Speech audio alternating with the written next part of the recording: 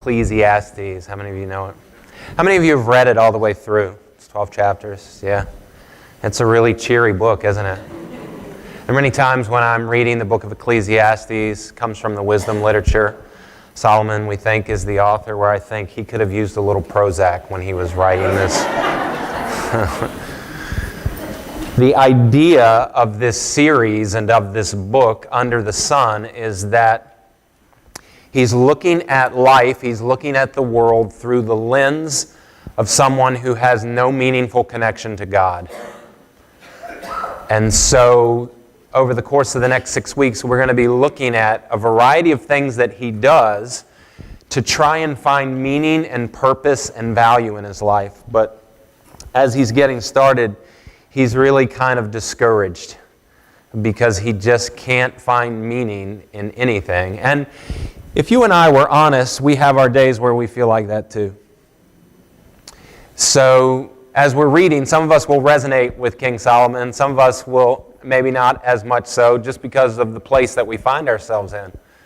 But we're going to have fun over the next 6 weeks as we move into a series that I'm calling Under the Sun. Now, the word under the sun is a phrase that will be found, I think it's 29 times in this book. And most of the time, he will be talking about how there is nothing new under the sun. You've probably heard that phrase. This is where it comes from. So, it's a 3,000-year-old book that's going to provide for us wisdom, I hope, for our lives today. So, just before we jump in, anybody know this guy? Anybody like baseball? Any baseball fans? What's wrong with the rest of you? It's such a great game. So this guy here actually from one knee hit a home run. He's done many other things. His name is Ronald Acuna. Plays for the Atlanta Braves. He is 20 years old, and he's their left fielder. And last year when they were in the playoffs against the Los Angeles Dodgers, he did something that hadn't been done in over 50 years. He broke a record. He hit a grand slam home run in the playoffs. And as they were in the locker room after the game, celebrating, excited, happy, whatever, one of the reporters comes and says to him, "Ronald, did you realize that you just broke a record that has stood for over 50 years? And he said, the record was held by this guy. Does anybody know who this guy is? Mickey Mantle. And he said, so you broke this record. It stood for such a long time.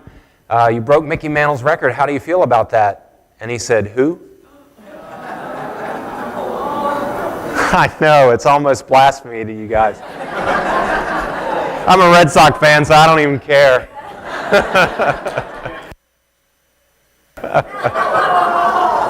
These people, these naysayers. So anyway, he says, who? And in that moment, there's this idea that this great legend, this great New York Yankee who had broken so many records and brought so much joy to so many people's lives, basically is just forgotten. He's a relic. And that's really what Solomon's going to get at the first part of chapter 1 here as we're looking. You work hard, you do great things, and in 50 years nobody remembered that you were even on planet Earth. And Solomon's going to help us to feel that as he shares with us this first chapter. Now, Gloria just finished reading to you these words from chapter 1. In chapter 1, as he begins, he has a word that he's going to use, and the word is meaningless. He says, everything is meaningless, says the teacher, completely meaningless. The word for this is hebel. The Hebrew word is hebel. It means spray or mist. It comes and it goes. It's here and it's gone. Everything is like the mist. He's giving us a word picture to help us see that even when we do great things in 50 years, somebody's going to come along and break that record and not even know who we were. And as we look at and we think about getting started in this passage, one of the things that we need to understand is that you cannot take something that brings temporary enjoyment and ask it to do something that it was never intended to do. The truth of the matter is, temporary pleasure cannot provide infinite meaning. And so as he's getting started, one of the things that he wants us to know is that as we're looking at and thinking about our lives and considering what it is that we're giving ourselves to, we need to just be mindful of where we put the weight of our priorities. Anybody remember the movie Chariots of Fire?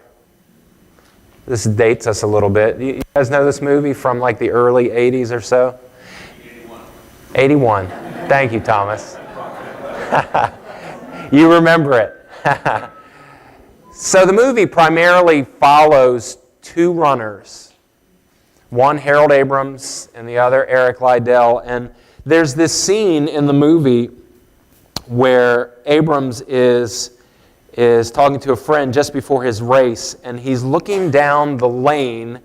He's going to run the 100 meters race, and he's looking down the lane towards the finish line, and this is what he tells his friend. He says, "And now in 1 hour's time, I will be out there again. I will raise my eyes and look down that corridor, 4 feet wide, with 10 lonely seconds to justify my existence." Solomon would say, Habel.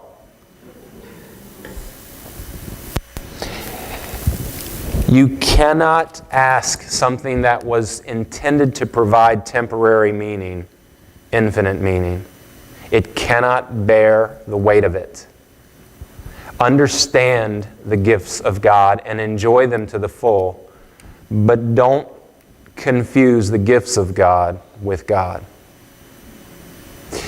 And so right from chapter 1, Solomon is going to do a few things. He's going to try and create tension. Now, most of the time in our lives, we try to get rid of tension. But any good storyteller, any good author, any good playwright creates tension. Tension is necessary for growth. And if we're going to grow, we're going to have to pay attention to these points at which Solomon is wanting us to see. So the first point of tension is about the meaning or meaninglessness of life. And I think he would say to us, be careful of what you place your highest value in. Understand what it is that you are giving your time and energies to and what you're expecting of them. Enjoy them while you have them, but understand in 50 years they will be gone and no one will ever remember that you did what you did. And then he gets to the second tension, and that is about the monotony of life. How many of you guys ever feel like your life is a bit monotonous? I get up, I shower, I brush my teeth, I eat my breakfast, I go to work, I come home, I have dinner, I watch TV, I go to bed, I wake up and do the same thing. Wash, rinse, repeat. This is what he says. Listen to it in verses 5 through 8. He says, "The sun rises and the sun sets. It then hurries around to rise again. The wind blows south and then turns north. Around and around it goes, blowing in circles. Rivers run into the sea, but the sea is never full. Then the water returns again to the rivers, and it flows out again to the sea. Everything is just so wearisome beyond description. No matter how much we see, we are never satisfied. No matter how much we hear, we are not content." It's not just the sea that's never full. It's you and I that are never full. That's what he's saying.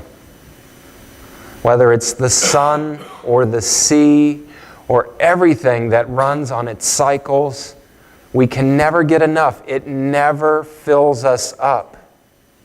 And I would just say, as you think about your life, which can sometimes be monotonous, That there is a variety to your day. Every day is unique and different. And if you miss that, you will be missing the value of that day and of your life. How many of you guys, when you were taking a shower this morning, were mindful of the fact that it was a hot shower?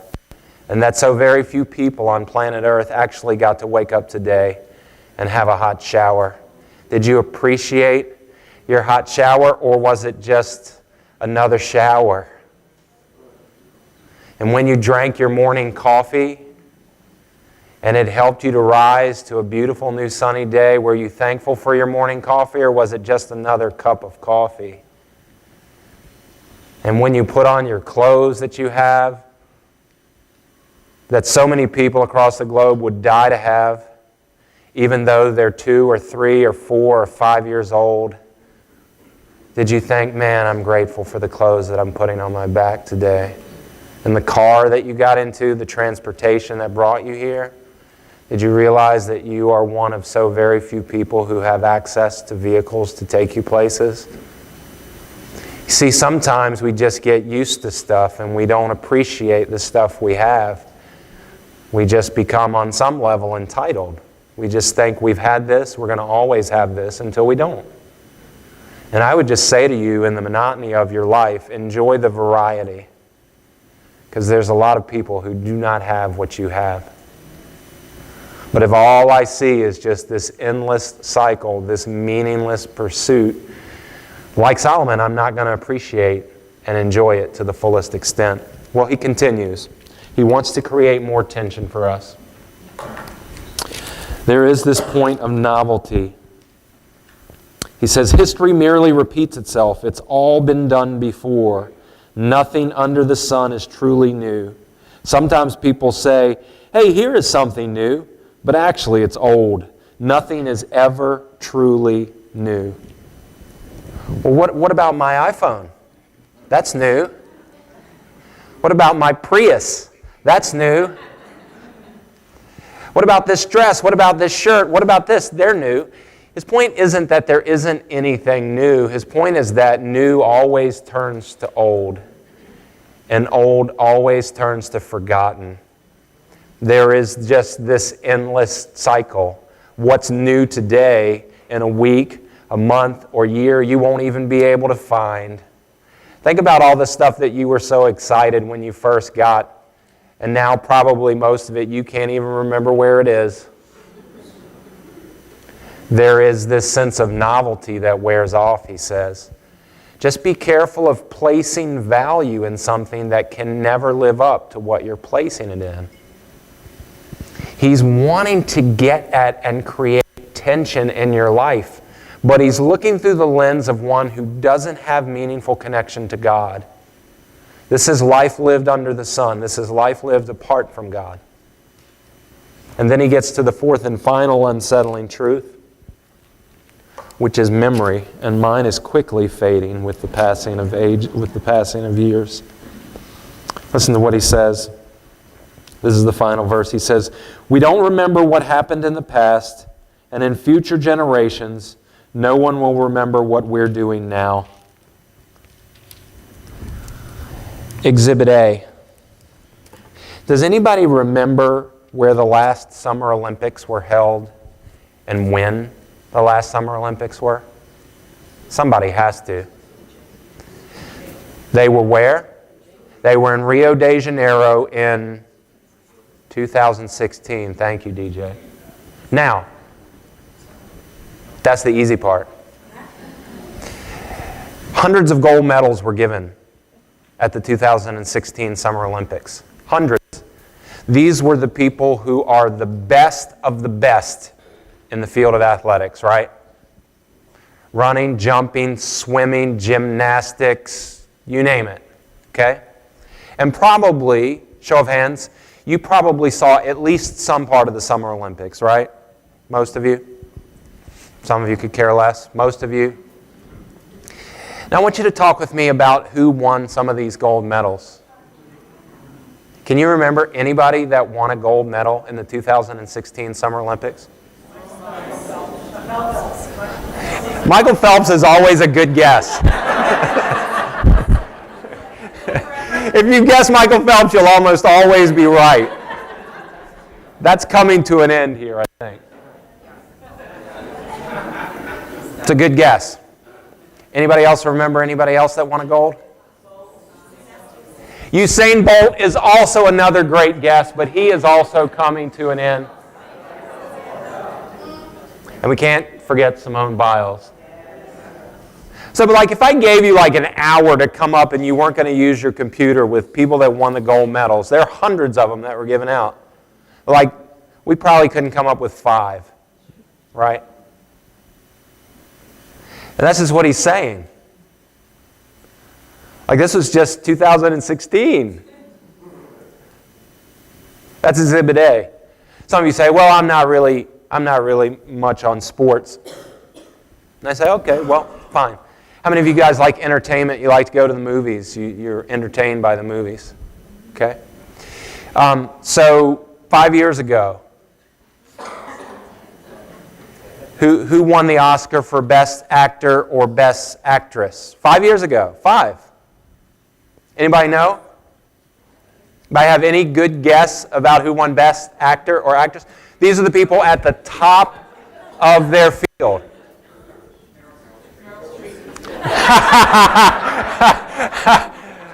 Also a very good guess, but in this case, no.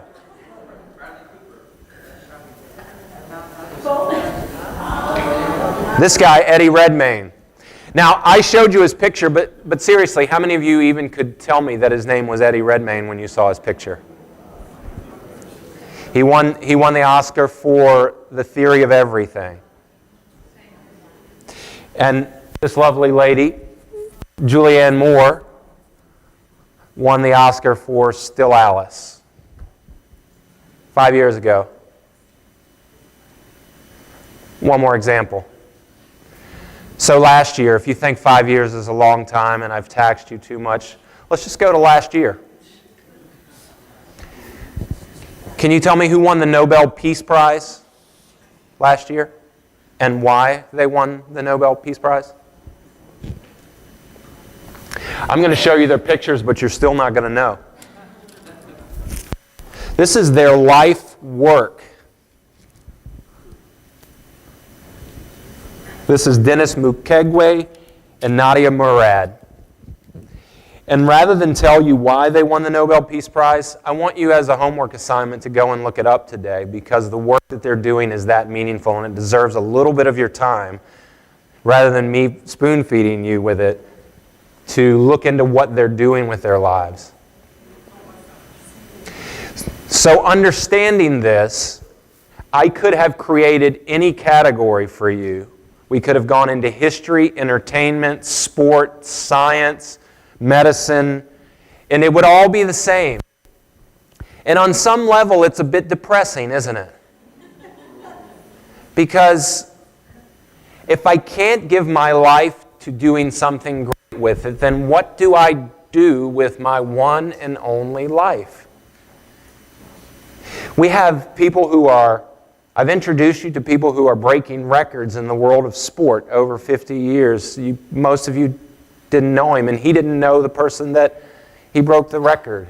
And introduced you to actors and actresses that you vaguely know who won awards that they thought was the pinnacle of their life's work. And people who are winning like major awards for doing wonderful things, blessing and changing lives.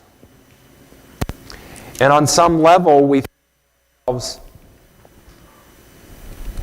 Habel, what's the point? What's the value in working so hard and training so hard and trying so hard and living? What's the point? That's what Solomon says. And that's why the last piece, it's not about achievement, it's about memory. And when he gets to this point where he is concluding our section for today, he says to us, we don't remember what happened in the past, and in future generations, no one will remember what we're doing now. But what if this is actually not depressing? Like, you probably feel a little depressed. I think when I was reading it initially, I felt a little depressed. But what if it's actually liberating? I want you to just look at it through a different lens for a second. What if this idea of what we do not being remembered by people doesn't enslave us, but it actually frees us? It frees us up to be about something much greater. And that is just about the humble service of living and enjoying our lives and making the lives of others around us better. And we don't need an award for it. We don't need a trophy for it. We don't need a claim for it. We don't have to be remembered because in 50 years nobody's going to remember anyway. But while we're doing what we're doing, we might as well enjoy it. And even if it is monotonous, and even if no one remembers, and even if it doesn't seem all that valuable, if we engage our lives in such a way where we are giving ourselves to something noble and beautiful and good, then, well, it's worth it. What if we don't need a pat on our back to be about great things? What if we don't need a medal to tell us that we're doing something right and beautiful and true with our lives? So there's this, going back to the movie Chariots of Fire, the other runner in this movie, Eric Liddell, he's having this conversation with his sister. And he's talking with her about purpose and meaning. And he says to her, and I think those of you who have seen the movie will probably remember this line. He said, you know, God made me for a purpose, but God also made me fast. And he said, when I run, I feel His pleasure. God made me for a purpose, and when I run, I feel His pleasure. He didn't say when I win.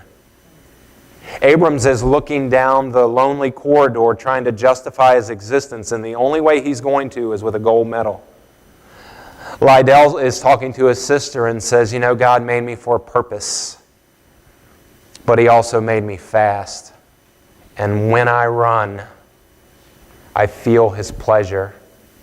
I want to ask you, what would you fill in the blank where you said, He says, when I run, I feel His pleasure. When I blank, I feel His pleasure.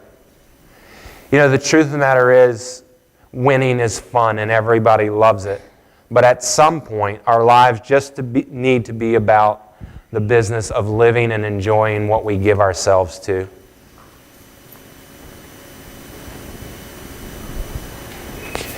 I don't always do it well. But when I prepare myself and I study and I learn new things and I teach them to you and it helps you, I feel His pleasure. When I take what is a messy room and I bring some order to it, and I feel a little more peaceful because my environment around me is peaceful, I feel His pleasure. I haven't won a lot of medals in my life, but I have enjoyed the races. I've enjoyed the games. I've enjoyed just engaging in my life. And the older I get, the more I do. For many years, I took a lot of things for granted. There were a lot of things that I woke up and thought that I would have tomorrow, and come to find out, some of them I did, but along the way, some of them I've lost. And that's just the nature of life and death. So what I want you to think about as you're thinking about your one and only life as we get started with this new series, Under the Sun, is I want you to think about the value of just engaging in a life where you find meaning and purpose in even the smallest of things. Because when you live life under the sun, if you're not looking through the lens of a deep and meaningful connection with the God who made you for purpose, you're going to feel that even your best and greatest achievements mean nothing. Put all your trophies and medals in a box and put them away somewhere, because nobody's ever really going to remember them 50 years from now. But what if that's liberating and not depressing? What if you don't have to win to enjoy your life? What if you can just enjoy your life anyway? And that's what I want to challenge you as you work through the tensions of meaning and monotony and novelty. I want to challenge you as you're looking through all of the things that you otherwise were looking at, what it would mean for you to look at your life today with a deep connection with someone who made you for purpose. And when I blank, I feel His pleasure. When do you feel His pleasure? And where you feel His pleasure, you should invest a little more time and energy. Let's pray.